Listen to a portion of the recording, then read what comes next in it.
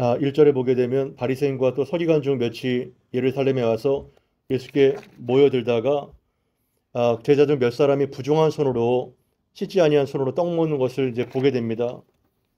이 종교 지도자들이 왜 예수님께로 왔을까요? 그들이 은혜를 받으려고 온 것이 아니라 문맥을 보니까 민중들의 폭발적인 인기와 굉장히 사회적인 파문이 컸죠. 예수님의 활동, 병자 치유, 기적이 그들의 심기를 불편하게 했고 이 기득권을 갖고 있는 종교 지도자들이 예수님을 감시하고 대체를 강화하기 위해서 조사단을 파견한 것입니다. 참 예수님의께로 나오는 것이 이러한 트집을 잡으려고 흠을 잡으려고 나온 이들의 목적이 너무나도 좀 안타까운 것입니다. 드디어 하나 딱 걸린 거죠. 포착이 됐습니다. 그것은 예수님의 제자들 몇 사람이 부정한 손으로 씻지 아니한 손으로 떡을 먹는 것을 보았습니다. 율법에는 이것이 레위기 22장 6절에 보게 되면 부정한 물건에 접촉된 자는 저녁까지 부정하고 그의 몸을 씻지 아니하면 그 성물을 먹지 못할 것이며 이러한 말이 있는데요. 이 너무나도 뭐랄까요? 어떻게 보면 위생적인 측면보다는 이들은 의식적인 측면을 더 또 강조하고 있었던 것입니다. 음식을 먹기 전에 손을 씻는 것이 좋을까요? 안 좋을까요? 좋죠. 잘 씻고 드십시오. 오늘 점심 잘 손 씻고 드세요. 물티슈라든가 닦고 드시고. 근데 이들은 너무 지나쳤잖아요. 그죠? 마치 손을 씻지 않고 음식을 먹은 것이 엄청난 율법의 저촉이나 되는 것처럼 이렇게 과도하게 행하고 있는 것입니다. 그래서 5절에 예수님께 묻죠. 어찌하여 당신의 제자들은 장로들의 전통을 준행하지 아니하고 부정한 손으로 떡을 먹나이까? 왜 씻지 않는 더러운 손으로 이 정결규례를 어기나이까? 이렇게 얘기를 하고 있는 것입니다.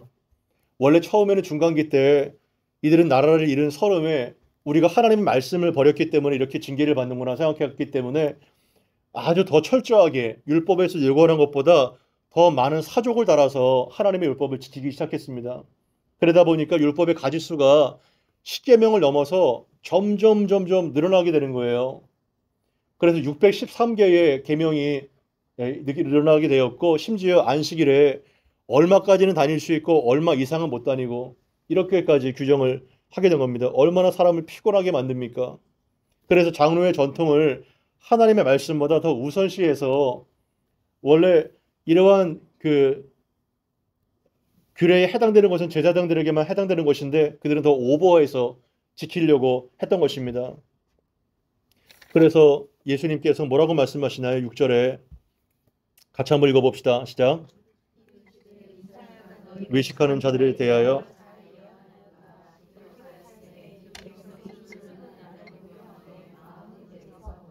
7절, 8절 같이 또 있습니다.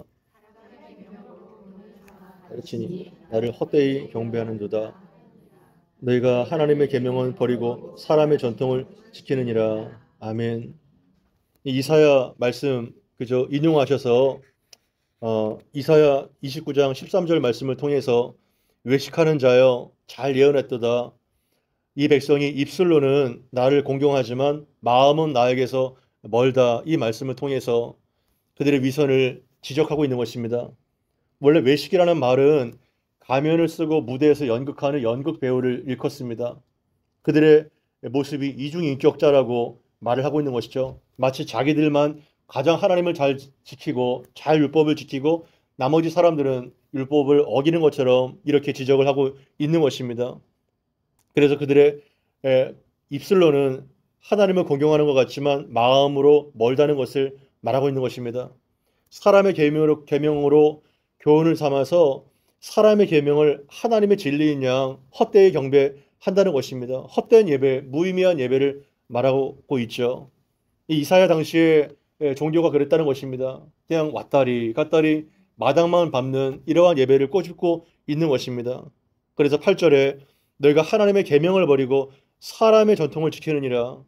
너희 자신의 전통을 하나님의 말씀보다 더 우선시하고 있다. 이렇게 말씀하고 있는 것입니다. 본질과 비본질을 알지 못하고 본말이 전도가 되는 이런 것들이 얼마나 교회 역사 속에서 많이 반복됐나요? 우리는 하나님의 말씀으로 말씀을 더 지키려고 하지만 우리의 위선 때문에 교회 전통 때문에 하나님의 살아있는 말씀이 화석화가 되고 더 이것이 저버리게 되는 우스꽝스러운 결과가 나타나진 않습니까? 그것을 꼬집고 있다는 것입니다. 전통은 매우 소중하지만 그것이 하나님의 말씀보다는 앞서지 않죠. 그래서 날마다 우리가 하나님의 말씀대로 갱신되고 개혁되지 않으면 우리는 과거의 구습에 얽매일 수밖에 없는 그러한 우스꽝스러운 꼴이 된다는 것입니다. 한 선교지의 선교사님이 개를 키우셨다는 거예요. 지금도 애완견이 많지만 그래서 선교사님이 이제 주일날만 되면 이제 노지에서 이제 개를 나무에다 묶고 이제 설교를 하셨다고 합니다. 그 주일날만 되면은 선교사님이 개를 끌고 와가지고 옆에 있는 나무에 묶고 이렇게 말씀을 전한 거예요. 이해가 되시죠? 근데 문제는 선교사님이 이제 은퇴하고서 본국으로 돌아갔어요. 그 이후에도 이 남아있는 신도들이 여전히 개 한 마리를 끌고 와가지고 나무에 묶고 말씀을 증거했다고 합니다. 그게 계속 반복되는 거예요. 항상 예배 전에 개 한 마리를 나무에다 묶고 예배가 시작됩니다. 그래서 제 3자가 이제 여행객이 지나가다가 그 꼴을 본 거예요. 그래서 왜 항상 예배 전에 개 한 마리를 묶고 예배를 드리지 했는데 왜 그렇게 예배를 드리냐고 그랬더니 이것이 원래 우리 교회 전통이라는 거예요. 원래 우리 교회는 이렇게 했다는 거예요. 그러니까 생각 없이 예배를 드리고 신앙생활하게 되면 이렇게 우스꽝스러운 전통이 돼버리는 것입니다. 이 얼마나 참 웃겨요. 실소를 금할 수 없습니다. 그러니까 생각하고 행해야지 그렇지 않으면 그냥 행하는 대로 그대로 생각이 굳어져 버린다는 것이죠. 그래서 우리는 사유하고 정말 그것이 그러한가 음악이 들리네요. 이렇게 이렇게 돼야 되는 것 같습니다. 예. 그래서 비본질을 잘 구별해서 본질과 해야지 안 그러면 이상한 정말 전통이 생겨나게 되는 거예요.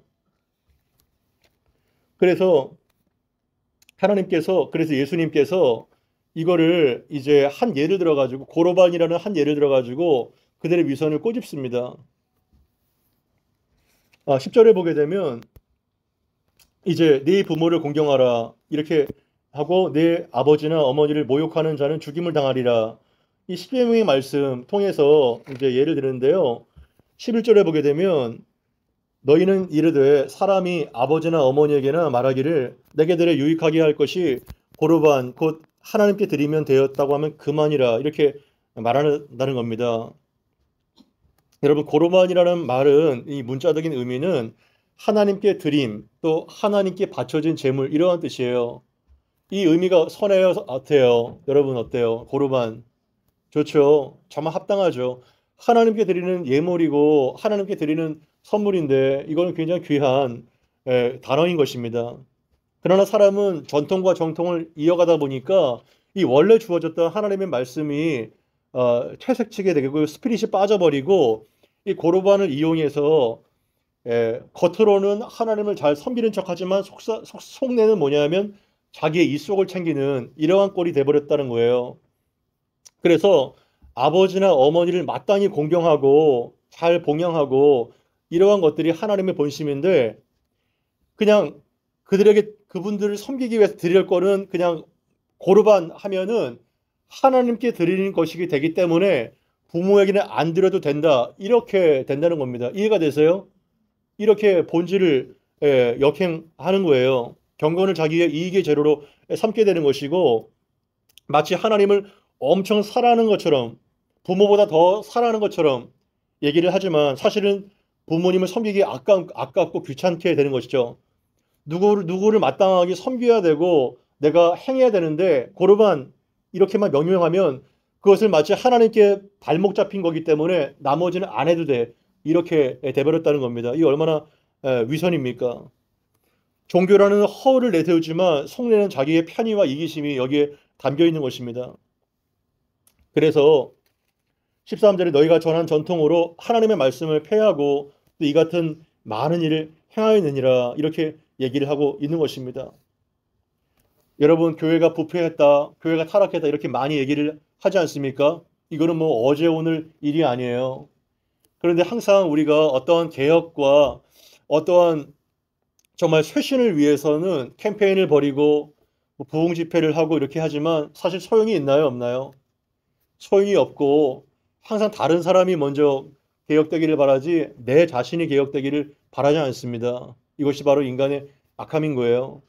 그래서 종교개혁의 선배들은 5가지 솔라를 그렇게 외치고 이 개혁을 위하여 목숨을 버렸던 것입니다.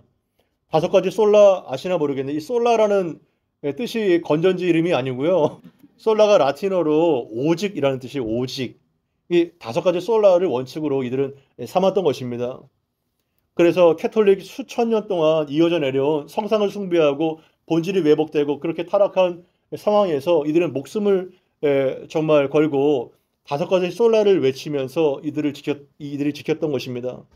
그 첫 번째가 솔라 스크립트라예요. 솔라 스크립트라. 따라해 보시죠. 솔라 스크립트라.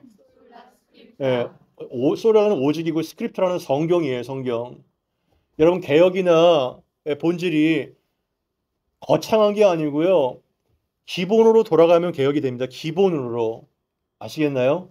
기본으로 돌아가면은 그게 개혁인 겁니다. 가장 기본이 뭐예요? 솔라 스크립트라. 성경으로 돌아가자. 성경 말씀이 뭐라고 말하는지 여기로 돌아가자. 이것이 바로 종교개혁 선배들이 가장 첫 번째 붙잡았던 오직 성경으로 돌아가자. 그거였다는 것입니다. 본질로 돌아가자. 말씀으로 돌아가자. 그리고 최종적 권위 있는 하나님의 말씀이 회복돼야 이 정말 미친 세상, 이 더러운 세상이 개혁된다. 썩은 강도의 구렬이 된 이 성전이 회복된다. 그들은 그것을 붙잡았던 것입니다. 그래서 저희 교회가 말씀, 성경이 가장 앞에 놓여 있는 것입니다. 이 말씀을 붙잡고 회복하는 것이 가장 본질적인 사역인 것입니다. 두 번째는 솔라 그라티아입니다. 따라해 보십시오. 솔라 그라티아. 뭐가 연상되지 않나요? 저기 앞에 붙어 있는 어떤 이상한 문구가 솔라 그라티아가 저희 교회가 표방하는 거죠. 오직 은혜입니다. 오직 은혜로. 그라티아는 은혜라는 라틴어입니다. 그래서 우리 어떤 행위나 공적이 아니라 자격이 아니라 정말 자격 없고 무자치한 자를 오직 예수님의 은혜로 값없이 주시는 은혜로 우리가 구원받는다. 이것을 주창했던 것이 그들의 두 번째 외침이었습니다. 우리는 다 은혜로 구원을 받습니다. 이 세상에 어떠한 사람도 완벽한 의인이 없고 예수의 피가 아니면 구원받을 사람이 아무도 없는 것입니다. 아멘. 우리는 은혜로 왔고 우리는 어떠한 법 아래 있는 것이 아니라 은혜 아래 우리는 있게 되는 것입니다. 그래서 은혜만을 높이게 되는 것입니다. 세 번째는 솔라 피데입니다. 따라해 보십시오. 솔라 피데. 이것도 오직 믿음. 피데는 faith라는 뜻입니다. 오직 믿음을 외쳤습니다. 그래서 이것도 거의 비슷하죠. 우리의 선행이나 어떠한 조건으로 구원을 얻는 것이 아니라 오직 예수를 믿는 그 예수를 믿는 믿음으로 우리가 구원을 얻는다. 그거를 강조하고 외쳤던 것입니다. 그리고 네 번째 솔라 크리스투스. 따라해 보십시오. 솔라 크리스투스. 오직 그리스도라는 겁니다. 예수 중심. 우리는 겉다리를 잡습니다. 이상한 거를 잡아요. 예수 주변 거를 잡으면 안 됩니다. 예수 자체를 잡아야 됩니다. 예배도 우상화가 될 수 있고요. 제자 훈련도 우상화가 될 수 있고요. 우리 행하는 어떠한 섬김과 봉사와 선교와 그 모든 것들이 다 우상이 될 수 있습니다. 그러나 그런 것을 붙잡고 미치지 마시고 예수께 미치고 예수를 붙잡으길 바랍니다. 아멘. 예수께 오직 예수야 되면 오직 예수. 어떠한 행위가 아니라 예수 중심. 내가 완전히 부인되고 내가 죽고 장사 지는 바 되고 내 안에 예수가 살 때 참된 개혁이 되는 것입니다. 그런 사람은 스피릿을 잊지 않아요. 오직 예수입니다. 오직 예수. 죽여도 예수입니다. 오직 예수. 솔라 크리스투스입니다. 그리고 마지막 다섯 번째 솔리 데오 글로리아 해보십시오. 솔리 데오 글로리아. 예, 이것은 오직 하나님께 영광이라는 것입니다. 데오는 하나님을 말하고 글로리아는 영광이에요. 오직 하나님께만 영광이 돌아가기를 종교개혁 선배들은 바랬던 것입니다. 이것이 인생의 목적이고 인생의 의미죠. 내가 왜 사는가? 하나님의 영광을 위해서 내가 사는 것이고 우리가 존재하는 것입니다. 그래서 여러분 오늘 알았던 이 5가지만 잘 외워두시고 주변에서 자꾸 슬슬 흘리세요. 그러면 얘가 좀 다르네. 너 어디 교회 다녀? 예. 우리 솔라 그라티아야. 예, 그러니까 라틴어도 알죠, 그죠? 예, 그러니까 이 5가지가요 본질적으로 종교개혁 선배들이 붙잡고 수많은 사람들이 이것 때문에 순교했어요. 위클리프가 순교했죠. 후스가 순교했죠. 루터가 공격을 받았죠. 예. 그러니까 개혁이 다른 것이 아니라 성경으로 돌아가고 은혜를 붙잡고 그리스도만을 외치고 오직 예수 그리고 하나님께만 영광이 되는 이러한 삶을 살 때 세상이 왜 교회를 얘기하겠어요? 세상이 교회를 두려워하지. 이렇게 안 되기 때문에 짓밟히게 되는 거 아니겠어요? 소금이 막 짓밟히게 되는 것이 짠맛이 없으니까. 그래서 우리는 이 다섯 가지 솔라를 계속적으로 종교개혁이 500년이 지났잖아요. 그러나 지금 이것들을 계속 외쳐야 될 때입니다. 다른 것이 아니라 우리는 성경을 붙잡아야 되는 것이고 은혜를 붙잡아야 되는 것이고 오직 믿음을 부르짖고 그리스도께 나아가고 바디메오처럼 그리고 예수님께만 영광을 돌려야 되는 것입니다. 영광을 가로채지 마세요. 하나님께만 영광을 돌려야 되는 것입니다. 그 다음에 14절부터 23절까지는 우리를 도대체 더럽게 하는 것이 무엇이냐? 정말 밖에서 더럽게 들어가는 음식이냐? 아니면 사람 속에서 나오는 거냐? 그거를 지금 예수님 말씀하고 있는 것이고 풀어서 해석하고 있는 것입니다. 그래서 14절에 너희는 다 내 말을 새겨 듣고 깨달으라. 깨달음이 있어야 됩니다. 종교 지도자들은 성경에 대해서 엄청나게 많이 알고 있었지만 깨달음이 없어요. 바뀌지가 않죠. 깨달음이 없으면. 그래서 15절, 16절 같이 한번 읽어봅니다. 시작.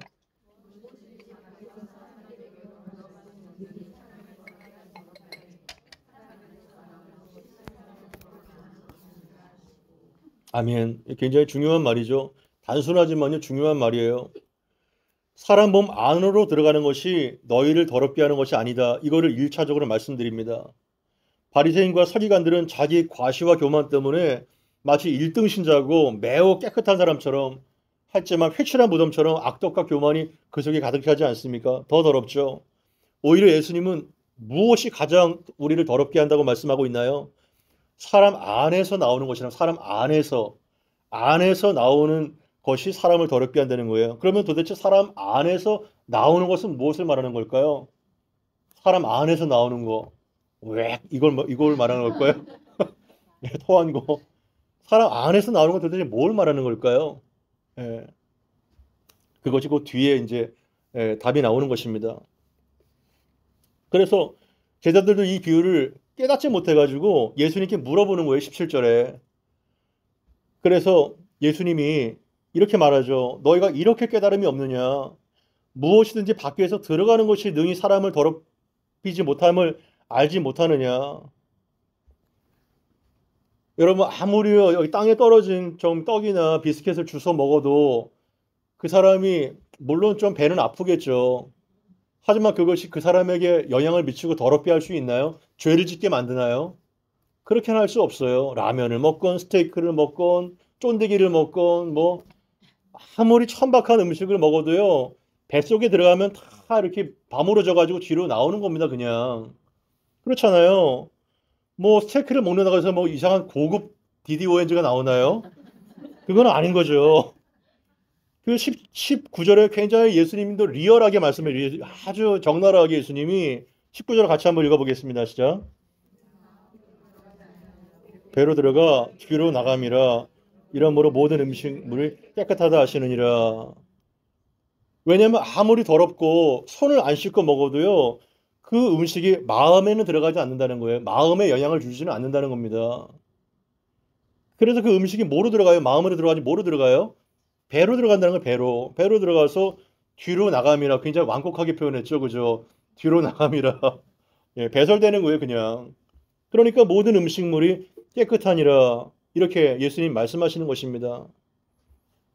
그러니까 음식물은 육체만 영향을 줄 뿐 사람 본성을 더럽히지 않는다는 얘기예요.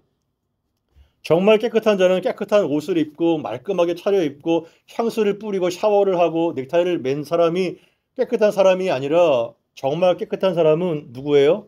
마음이 청결한 자, 마음이 깨끗한 자가 이 사람이 청결한 자라는 겁니다.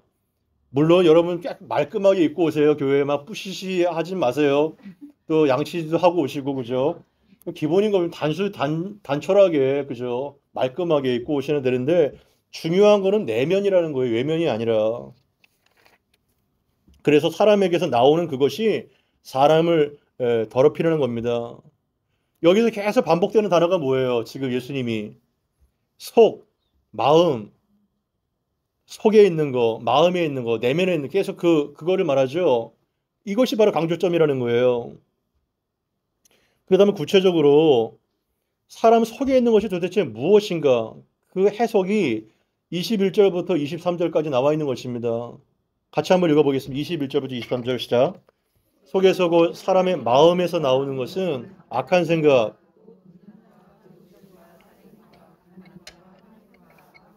속임과 음탕, 질투, 비방, 교만, 우매함이니 이 모든 악한 것이 다 속에서 나와서 사람을 더럽게 하느니라. 아멘. 와, 이거 보면 진짜 이거 정말 쓰레기도 이런 쓰레기가 없어요. 무슨 뭐 쓰레기 분리수거를 해야 되는 것도 아니고, 예. 사람의 마음이 이제 속이라는 것을 알 수 있겠죠. 그래서 나오는 것은 악한 생각인데 그 악한 생각을 열거해 줍니다. 카테고리별로 음란, 도둑질, 살인, 간음, 탐욕, 악독, 속임, 음탕, 질투, 비방, 교만, 우매. 지금 뭐 몇 가지만 언급해 놨죠. 수백 가지입니다. 끝이 없다는 거예요. 그러한 우리 내면에서 나오는 것들이 다 속에서 나와서 사람을 더럽게 하고 망치게 된다는 거예요. 무엇을 말씀하고 싶으신 건가요, 예수님이? 누가복음 6장 45절에 보게 되면 선한 사람은 그 마음에 쌓은 선에서 뭘 내요? 선을 내고 악한 자는 그 마음에 쌓은 악에서 뭘 내요? 악을 내나니 이는 마음에 가득한 것을 입으로 말함이라 이렇게 나오고 있습니다. 마음에 가득한 것이 입으로 나오게 된다는 거예요. 마음에 선을 쌓으면 입의 말이 선해요? 어때요? 선하죠. 속에 있는 것이 나오기 마련인 것입니다. 그러나 마음이 너무나도 악하고 막 그냥 교만하고 혈기가 있다면 그 욕이 나오게 되는 것이죠. 악이 나오게 되는 것입니다. 그래서 겉에 어떠한 행동이나 그리고 뻔지질한 그런 교양이 아니라 마음이 천국으로 변화되어야 된다는 것입니다. 일찍이 칼빈 알죠? 칼빈. 루터가 종교개혁의 기치를 올렸다면 칼빈은 그 종교개혁의 기치를 정교화시킨 사람이에요. 칼빈의 기독교 가교를 나중에 꼭 한번 읽어보시면 좋겠는데요. 거기에 그 사람이 뭘 얘기하냐면 인간의 마음을 어떻게 얘기했나요? 칼빈이? 악을 만들어내는 공장이다 이렇게 말을 했습니다.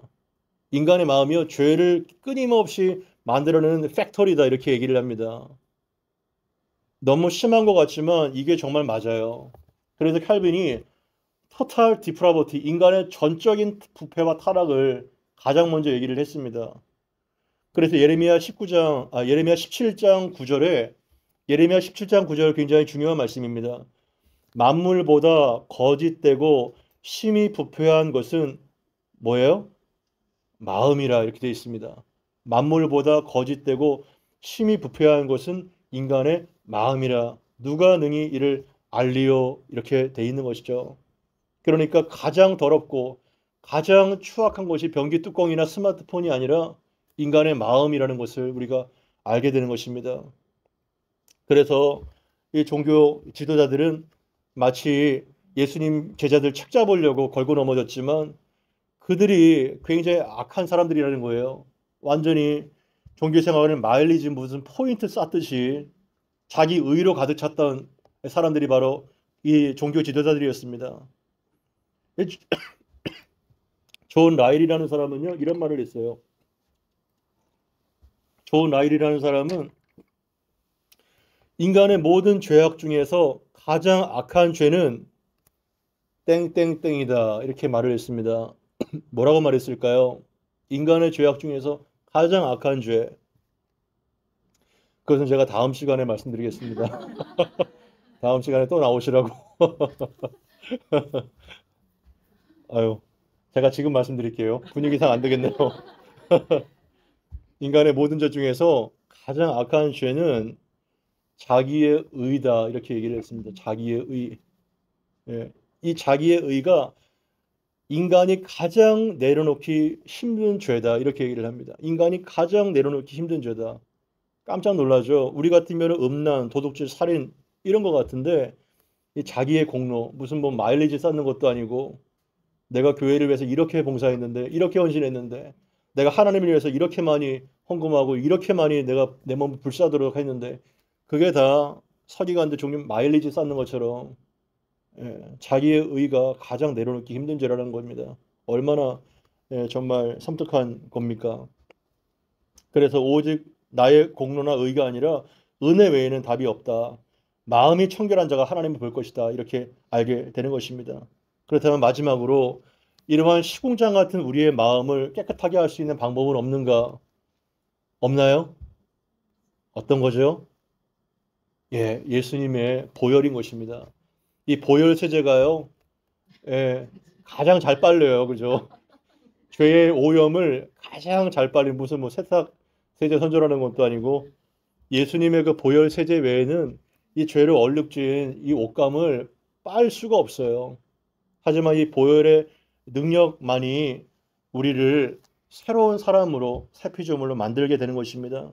요한일서 1장 7절에 보게 되면 그가 빛 가운데로 계신 것 같이 우리도 빛 가운데 행하면 우리가 서로 사귐이 있고 그 아들 예수의 피가 우리를 모든 죄에서 여러분 모든 죄입니다. 모든 죄에서 우리를 깨끗하게 하실 것이라고 선포하고 있으며 히브리서 9장 14절에 하물며 영원하신 성령으로 말미암아 흠없이 자기를 하나님께 드린 그리스도의 피가 어찌 너희의 죽을 양심을 죽은 행실에서 깨끗하게 하고 살아계신 하나님을 섬기게 하지 못하겠느냐? 얼마든지 능히 그렇게 하실 수 있다는 겁니다. 아멘. 이것이 복음인 것입니다. 그래서 예수님이 오셨던 것입니다. 말씀을 마칠까요? 사순절을 우리가 보내고 있습니다. 이제 곧 있으면 고난 주간이고 부활 주일을 맞습니다. 예수님께서 이 땅 가운데 오셔서 아무 죄 없는 그분이 죽으셨다는 것 자체가 인간이 얼마나 더럽고 악한 것인지를 보여주고 있는 사건인 것입니다. 오늘 이 시간 기도할 때 우리를 더럽게 하는 것이 왜 밖에서 들어오는 것이 아니라 우리 안에서 끊임없이 생산되는 더러운 악한 것인 줄 알고 우리의 죄를 다 토해내고 그리스도의 보혈을 붙잡고 정결하게 되고 마음이 청결한 자가 하나님을 볼 수 있다고 했는데 그러한 자가 될 수 있도록 우리 다 함께 기도로 나가면